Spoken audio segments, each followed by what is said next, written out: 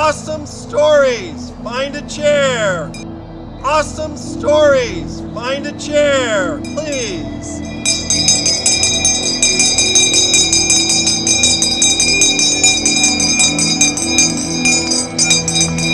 Three minutes.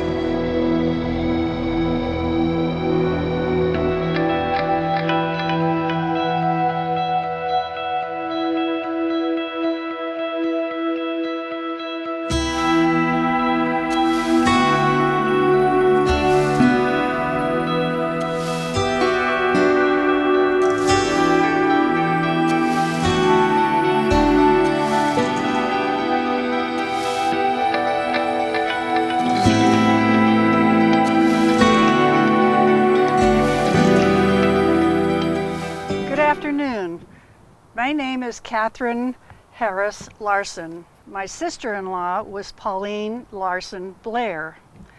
Pauline married into the Blair family when I was about 10 years old, and when I was 25, I married her younger brother, Emil Larsen. It was through that marriage that Pauline and I became the closest of friends. As a matter of fact, I introduced my young brother John to her daughter Marion, and it wasn't long after that they were married. I guess you could say our families were one large melting pot of El Dorado County pioneers. When Pauline died, I was tasked by her family to go through some of the family items in her attic, and it's when I stumbled upon one of her journals. And I would like to share with you some of the words, the highlights of her well-lived life.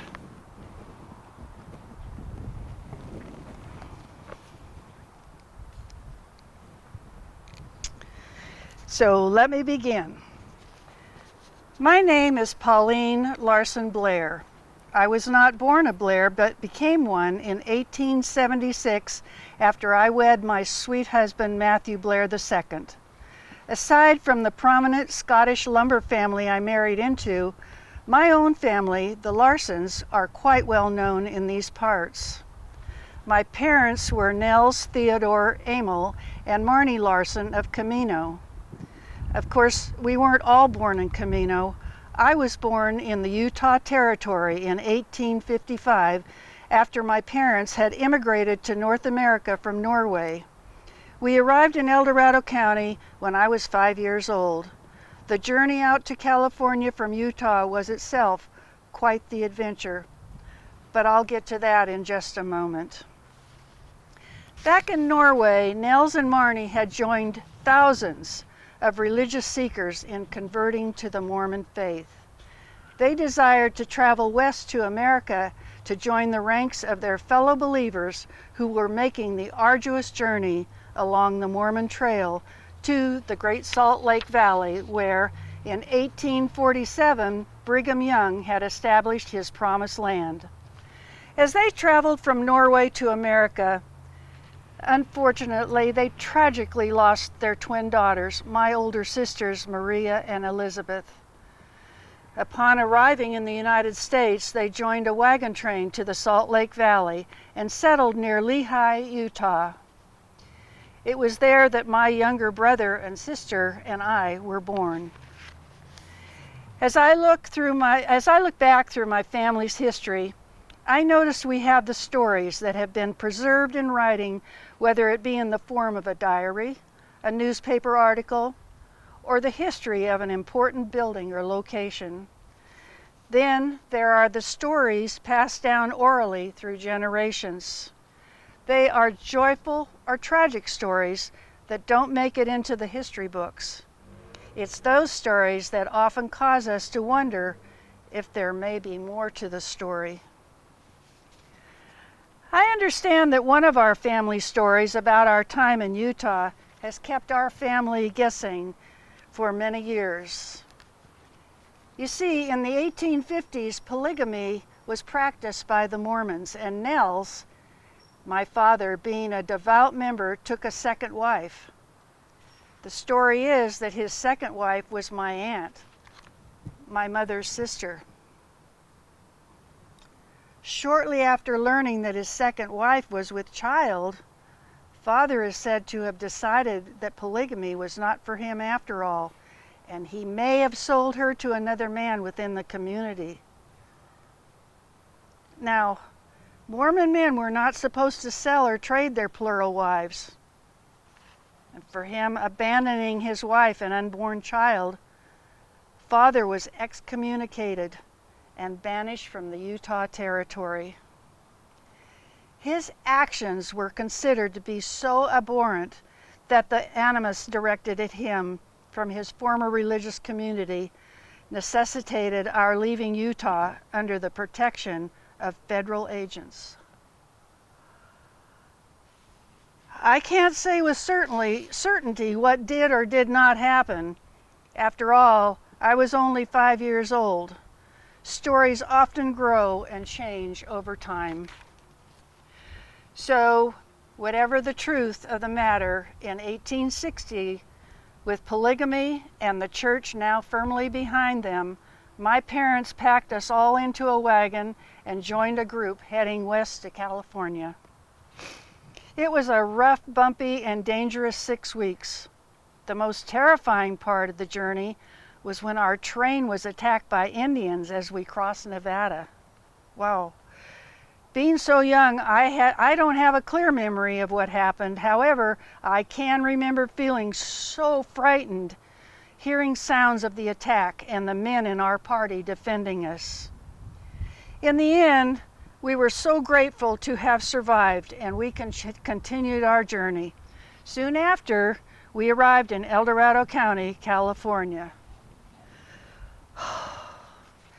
Finally safe, Father chose to settle us in a small valley known as Blair's District, named for the lumber family of my future husband, Matthew.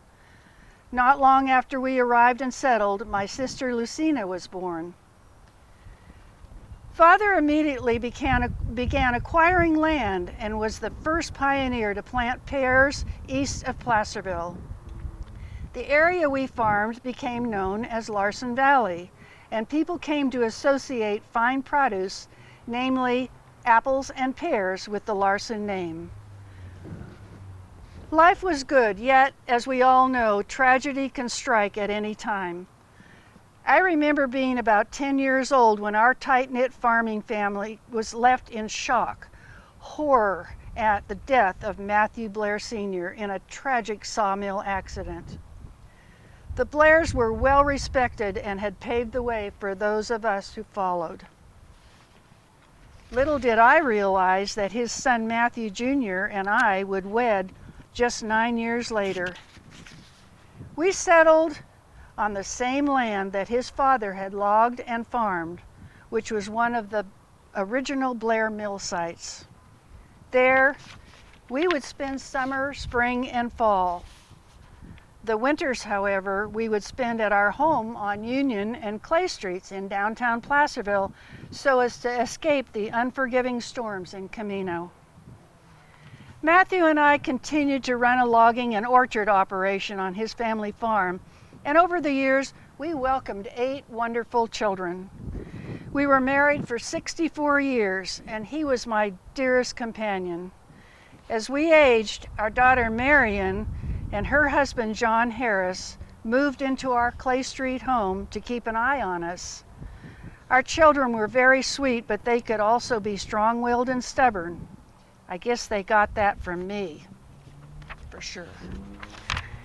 Well, the years went by, and soon there was a new means of transportation called the automobile. I found the idea of driving an automobile to be exhilarating, so when I was 70 years old, I decided to learn to drive. Driving wasn't common for women at the time, especially women my age. Oh, the whole family hemmed and hawed, but they learned rather quickly that Grandma Pauline didn't need anyone telling her she couldn't drive. That's quite true. I am perfectly capable, thank you very much, she says. At any rate, I often drove myself and my husband on errands around Placerville, including visits to our wonderful medical consultant, the goat doctor of Mosquito. The goat doctor. Now, there's a story for another day. Oh, how everyone loved the goat doctor. There was often a queue of 20 to 40 cars of families waiting to see him. So many memories. Pauline lived to be 88 years old and died on June 3rd, 1944. She would be proud of her children, grandchildren, and great-grandchildren and how they continue to care for the family farm. I suspect that she's watching with curiosity to see where life takes the next generation. Thank you for listening to my story and the words of my sweet sister Pauline.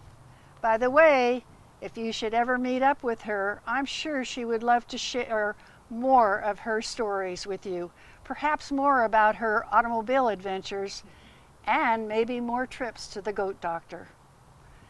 Have a wonderful day, and thank you.